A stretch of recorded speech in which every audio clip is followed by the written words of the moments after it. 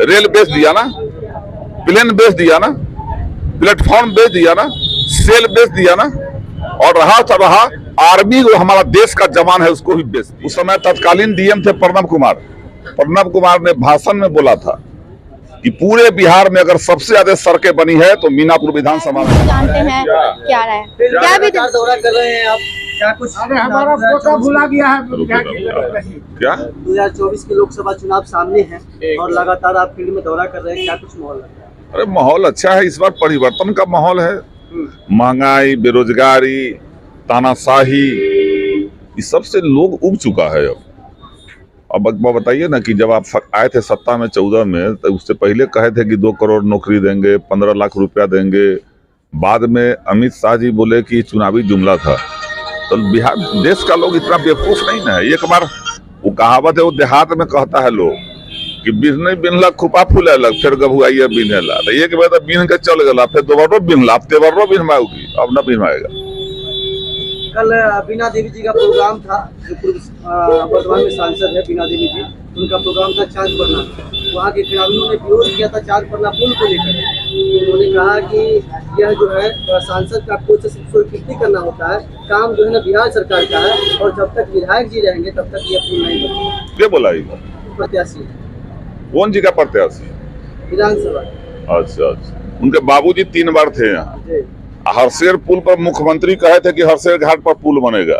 अब बाबूजी उनकर मंत्री थे और सारा कारोबार वही देखते थे। काहे न बनवा दिए हरसेर घाट पर? हम सुने हैं रघई पुल, कोदरिया पुल मैं बनवाया, रघई पुल रघुवंश बाबू बनवाए थे, और रघुवंश बाबू के यहाँ तेजनारायण सहनी और अजय कुशवाहा दोनों दिल्ली गए थे। और यहाँ लड़ने से पहले 2014 के चुनाव से पहले रघुवंश बाबू इस पुल बनवाए थे। अब कोदरिया पुल शशि बाबू बनवाए थे, जो बरूराज के उस समय विधायक थे। ये कोदरिया और मीनापुर को कैसे जोड़ा जाए? जो आदमी विधानसभा में एक शब्द नहीं बोल सका, वो आदमी विकास के बात करता है, शर्माना चाहिए। और रही बात चांद पन्ना पुल का, तो उसका डीपीआर तैयार कौन करवाया था? मुन्ना यादव। 109 करोड़ का डीपीआर तैयार करवाया। बात सुनिए पहले बेटा, 109 करोड़ का डीपीआर तैयार करवा करके जब मैं पटना भेजा, पटना जब मुख्यमंत्री जी से मिला, जिस समय सरकार में थे हम 2015 में जब मिले हम, तो हमको मुख्यमंत्री जी कहे कि विधायक जी गंडक को जाते, नदी को जाते मत बांधिए। हमने कहा कि आप गंगा को बांध रहे हैं, 4 गो पुल गंगा पर बन सकता है, लेकिन गंडक को कर रहे हैं कि नदी को मत बांधिए। तो हमारा मुंह ताकने लगा, मेरे सामने में कैंसिल का ऑर्डर करवा दिया। और इसीलिए मैं जब बोलता कि जब तक नीतीश कुमार है पुल नहीं बनेगा, तो ये हमारे पर कहता है कि हाँ जब तक विधायक जी है, रुकिए, तो जब तक विधायक जी है तब तक न बनेगा। हमसे भी ज्यादा कोई काम करवाया अभी तक? हम तो 30 साल 35 साल से मीनापुर देख रहे हैं। कोई आवे ना सामने में बैठ के बात करे ना हमसे, मोबाइल पर, फोन पर, इस अति पर, माइक पर कुछ बोल देगा। हाँ, एक चीज हमको कहे पिछला चुनाव में, जो आपके जिसका नाम लिए हैं, कि विधायक जी के रहते मीनापुर हाई स्कूल जो है जस के तस रह गया। जब सरकार में आए तो सबसे पहले उस पर भीड़ करके 2 करोड़ 34 लाख रुपया मीनापुर हाई स्कूल के लिए सैंक्शन करवाया। आज भवन बन रहा है। आज जाके भवन देखिए, भवन बन रहा है मीनापुर हाई स्कूल का। तो जो सही बात हो बोले। इस साल भी जब हम 17 महीना के सरकार में थे, तो आएंगे तेजस्वी जी यहाँ, जो उस समय डिप्टी सीएम थे। मैं पर्सनली जाके बात किया, क्योंकि मैं जानता था कि नीतीश कुमार से मेरा काम नहीं हो सकता। और तेजस्वी जी ने कहा कि आपके इस काल में मैं चांद पन्ना पुल का शिलान्यास करूंगा, इसी विधायक की रीजन में। आप देखिएगा कि जब मंच पर बैठेंगे तो उस समय मैं बोलूंगा कि हाँ हमारे नेता ने कहा था। उस समय नेता रहेंगे बैठे हुए वहां। इस बीच में सरकार चली गई, फिर नीतीश कुमार फिर भाग गया।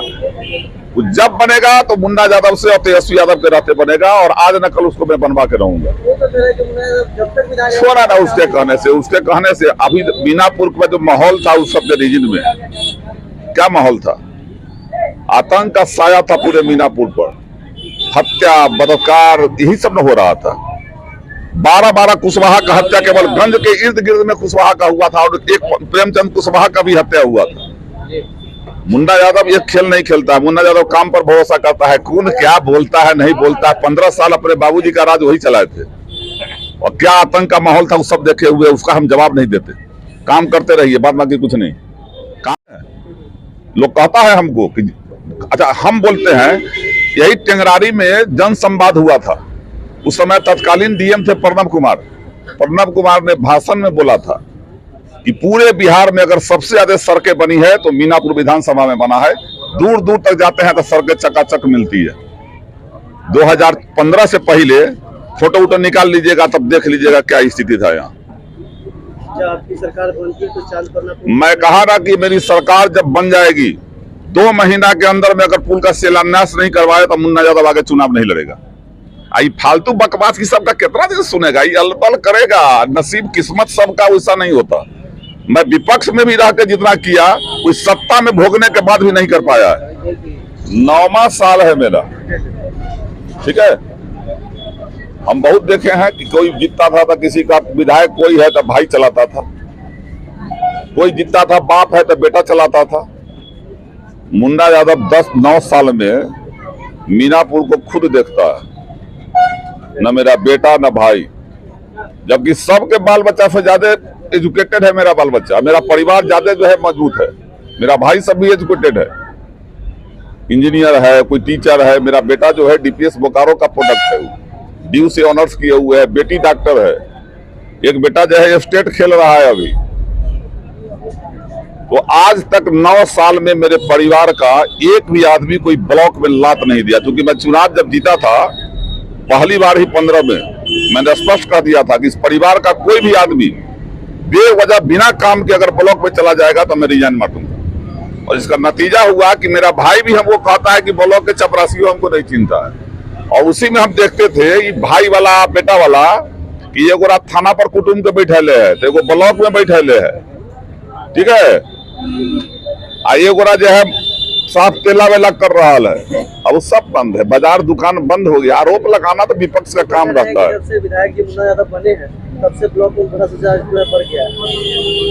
हाँ, पहले तो राजा रामचंद्र का राज था ना, राम राज था पहले। तो राम जी का राज हम देखे हुए हैं। हम कहे ना कि हम 35 साल से यहाँ देखे हुए हैं कि ब्लॉक के गेट से लेके थाना के गेट तक जो है दलाल बैठा के रखता था लोग। ये सब तेला वेला देखिए। भगवान रामों को लोग बख्शा है, उन पर भी आरोप लगा दिया, सीता माता को भी बख्शा। राजनीति स्याही की कोठली है, कितनों सीधा होकर चलिएगा निकलिएगा ना थोड़ा दाग लगेगा। वैशाली लोकसभा चुनाव का कुछ दिन बता। अरे वैशाली में लड़ाई नहीं है यार, लड़ाई किससे है हमको बताओ ना। कि रघुवंश बाबू जो लोकसभा में जो बोले उसके बाद कोई बोला वैशाली के विकास के बारे में? आप एगो हमको आप दिखा दो, एगो स्क्रिप्ट दिखा दो कि रघुवंश बाबू के बाद किसी ने वैशाली के मुद्दा पर कोई बात सदन में उठाया हो। तो जो सदन में बोलने का ताकत नहीं रखता है वो विकास कौन सी करेगा, बोलिए। इसलिए इस उम्मीद पर नहीं रहे लोग। मैं तो स्पष्ट कहता हूं कि मुन्ना शुक्ला विधानसभा में भी था तो गर्जा था वो। और इसी मीनापुर के अमर शहीद जुब्बा सहनी के बारे में वो आवाज उठाया तो भागलपुर सेंट्रल जेल का नाम अमर शहीद जुब्बा सहनी सेंट्रल जेल पड़ा था। तो हमको भरोसा है कि वो आदमी लड़ाकू है, जो लड़ाकू है वो लड़ेगा और लड़ करके विकास का काम करेगा। बाद बाकी मोह माया में पड़ने उड़ने वाले हम लोग ना है। अत्तेल्ला वेल्ला तो कह रहे हैं कि हम 3 लाख वोटों से जीत रहे हैं। कौन? हाँ, तो 400 पार तो मोदी जी कह रहे हैं। इस समय कोई हारता है, निर्दलीय जो होगा वो 4 लाख से जीत रहा होगा। आप किसी निर्दलीय से पूछ लीजिए। अरे आधार क्या है भैया? हम मेहनत करेंगे तब ना मजदूरी दोगे कि हम घर में बैठा लाएंगे हम कहेंगे मजदूरी दो। वही रामा सिंह सांसद बने, बगल का पंचायत है घोसौत, बड़का टेंट समियाना लगा करके या मोदी जी के आदेश पर जो है इस गांव को आदर्श ग्राम बनाएंगे, इस गांव को हम गोद ले रहे हैं। जाके पूछिए तो एगो ईंटा गरा गया आदर्श ग्राम का। इस सबसे कुछ नहीं होने वाला है। विकास का काम नहीं, विनाश का काम करने वाली इस पर सरकार है। आप देख लो ना, रेल बेच दिया कि नहीं? रेल बेच दिया ना, प्लेन बेच दिया ना, प्लेटफॉर्म बेच दिया ना, सेल बेच दिया ना। और रहा आर्मी जो हमारा देश का जवान है उसको भी बेच दिया। 4 साल का नौकरी होता है, 18 साल में ज्वाइन करेगा लोग, 22 साल में रिटायर करके घर बैठ जाएगा।